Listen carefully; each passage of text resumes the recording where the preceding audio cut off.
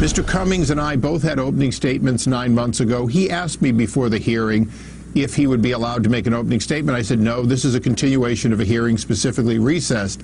I then adjourned the hearing. After I adjourned, Mr. Cummings, in what appears to have been a pre-staged event, then went into this, I have a right to talk, and screaming and so on. I broke no rules. I did exactly what is according to the books. I had a script in front of me that had been approved by the parliamentarian, and I followed it. You know, it's sad. My last Chairman Ed Towns, and I were dear friends. We worked well together. Elijah Cummings got this job, quite frankly, by saying he'd be different than Towns, that he'd hold me to a stop. He'd keep me from accomplishing anything. The IRS targeted conservative groups and held back their ability for years to get their approvals. Mr. Chairman, I get that. And I apologize for interrupting you, but I have a lot of questions I want to get to. I get the deal with the IRS, that you're looking for answers. But the point is, he was going to make a statement. He's probably going to rip on you. From the beginning of what we heard, he was going to rip on you. But who cares? So let him have his couple of minutes to rip on you. You're a big guy. You can take it. And then you wouldn't have distracted from the issue that you were trying to call attention to. Megyn, anybody would do something over again if they could. But the fact is, I had adjourned the meeting before he asked.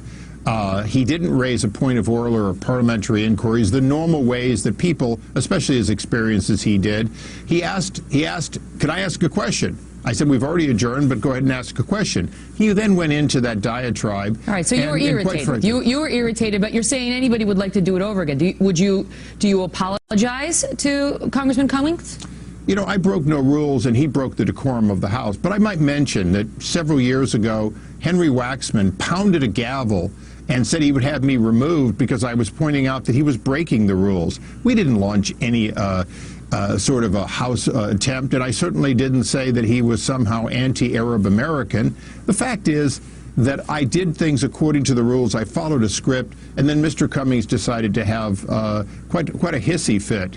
The truth is, if he wants to talk, I give him lots of chances to talk, and we're going to have additional hearings on the IRS. Ms. Lerner, he had a chance to speak as much as he wanted in the vote, which, by the way, I get that. You're not going to shut down your probe of the IRS just because of this dust-up. And 71% of the American people agree with you, because the polls show as recently as late February that they want the IRS investigation to continue. This is a side issue because people are saying that the Democrats are now using this. I mean, the Democrats are using this against you and are making a big deal out of this. And you're a powerful man. And you're one of the only people who's pushing on this investigation. So now even some Republicans are mad at you because they feel that you've distracted from what is a legitimate issue, and it's now become about, oh, does Darrell Issa want to shut down debate? Does, as Elijah Cummings put it, does he want to shut out the minority voice? Is that what Republicans stand for? Shutting down, not minority African American, minority in the House, the Democrats' voice. Well, no, actually, the accusation was that I was somehow anti-African American. That kind of accusation, I think, is beneath response. But the fact is that next week I'll be working with Mr. Cummings on legislation that we're both involved in. And, you know, he lost his temper. He screamed and yelled after the adjournment. And quite frankly, he had a simple ability to say, I'd like to have a recorded vote on adjournment. I object to adjournment. He didn't do any of that. He asked if he could ask a question. And then, yes, he did irritate me because he said he wanted to ask a question. Then he went into this diatribe accusing me of somehow being on a witch hunt.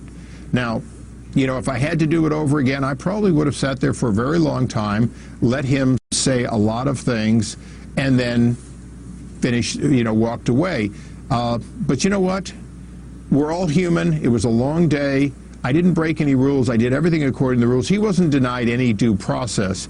But in fact, when the Democrats were in charge for the first 2 years of President Obama, they did no such hearings. They found no accountability. Well, I mean, I understood. And in your defense, when Nancy Pelosi was in charge, she shut off the lights on Republicans trying to make their voice heard more than once. And over in the Senate, Harry Reid has actually changed the rules to shut down debate based on 51 votes instead of 60, which has caused a lot of raised eyebrows as well. But Chairman Issa, I got to run. I'll give you the quick final word. The quick final word is that Mr. Cummings periodically asks for more time, and he always gets it. Sometimes he goes on for 10 minutes during opening statements. I never stop him. The fact is, yesterday was one of those times in which I had adjourned, and according to the rules, I was done. Thank you. If you keep going, we have to cut your mic. That happens on TV.